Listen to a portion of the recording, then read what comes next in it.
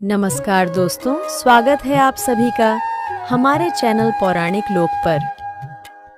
नाग पंचमी की कहानी। प्राचीन काल में एक सेठ जी थे जिनके 7 पुत्र थे और सातों के विवाह हो चुके थे।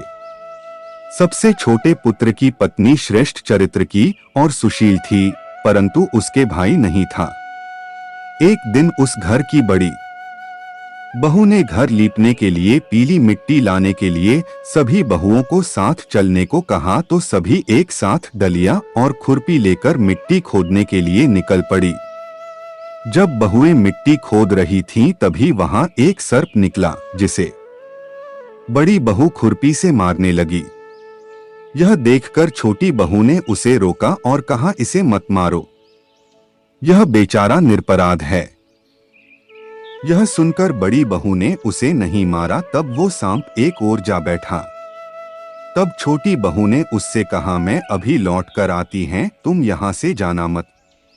इतना कहकर वह सबके साथ मिट्टी लेकर घर चली गई और कामकाज में फंसकर सर्प से जो वादा किया था वो उसे भूल गई।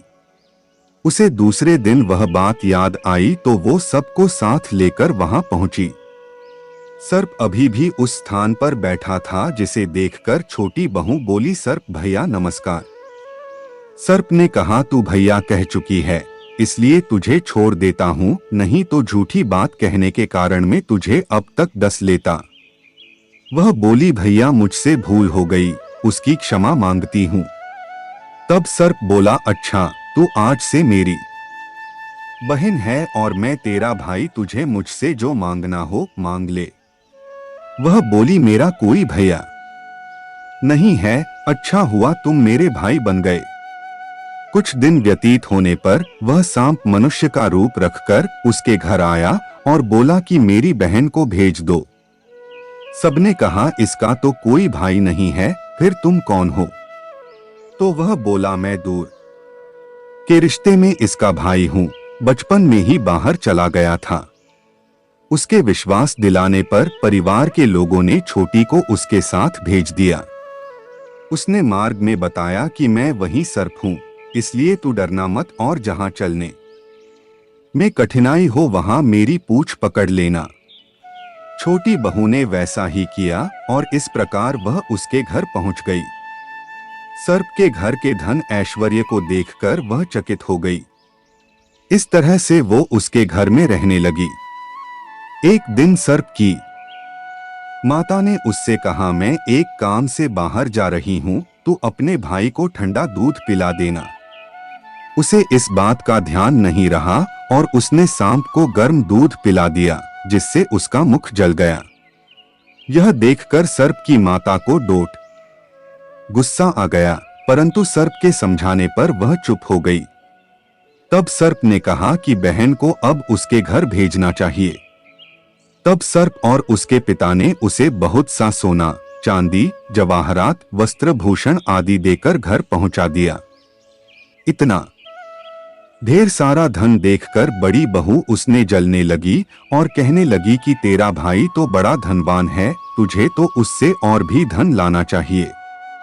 सर्प ने जब ये वचन सुना तो उसने सब वस्तुएं सोने की लाकर दे दी। यह देखकर बड़ी बहू ने कहा, इन वस्तुओं को झाड़ने की झाड़ू भी सोने की होनी चाहिए। तब सर्प ने झाड़ू भी सोने की लाकर दे दी।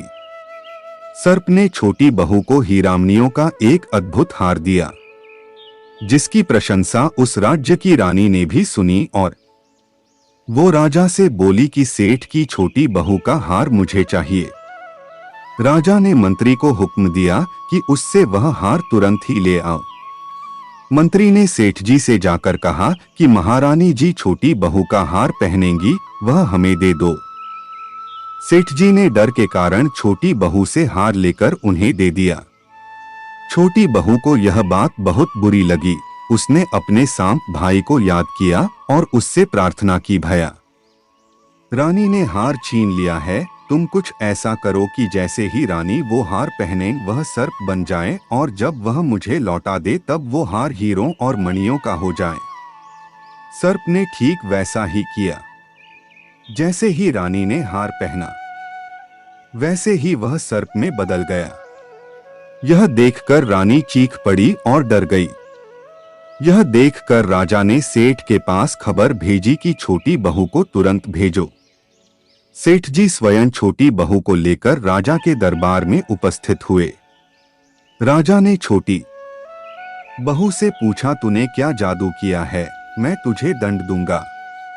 छोटी बहू बोली, राजन धृष्टता क्षमा कीजिए, ये हार ही ऐसा है कि मेरे गले में हीरों और मणियों का रहता है, और अगर इसे धृष्टता क्षमा कीजिए, ये हार ही ऐसा है कि मेरे गले में हीरों और मणियों का रहता है, और अगर इसे कोई और पहनता है तो ये उसके गले में सर्प बन जाता है। यह सुनकर राजा ने वह सर्प बना हार उसे देकर कहा, अभी पहनकर दिखाओ। छोटी बहू ने जैसे ही उसे पहना वैसे ही हीरो मणियों का हो गया। यह देखकर राजा ने प्रसन्न होकर उसे बहुत सी मुद्राएं भी पुरस्कार दिया। छोटी वह अपने हार और इन सहित घर लौट आई। उसके धन को देखकर बड़ी बहू ने ईर्ष्या के कारण उसके पति को सिखाया कि छोटी बहू के पास कहीं से धन आया है। यह सुनकर उसके पति ने अपनी पत्नी को बुलाया और कहा कि ठीक ठीक बता, ये धन कहां से आया है। तब वह स्त्री फिर से अपने सर्प भाई को याद करने लगी। तब उसी समय सर्प ने प्रकट होकर कहा, यदि मेरी धर्म बहन के आचरण पर किसी ने संदेह प्रकट किया तो मैं उसे खा लूंगा। यह सुनकर छोटी बहू का पति बहुत प्रसन्न हुआ और उसने सर्प देवता का सत्कार किया। कहते हैं उसी दिन से नाग पंचमी का त्योहार मनाया जाता है और स्त्रियां सांप को भाई मानकर उसकी पूजा करने लगी। बोलिए मित्रों, नाग देवता की जय, बाबा भोलेनाथ की जय।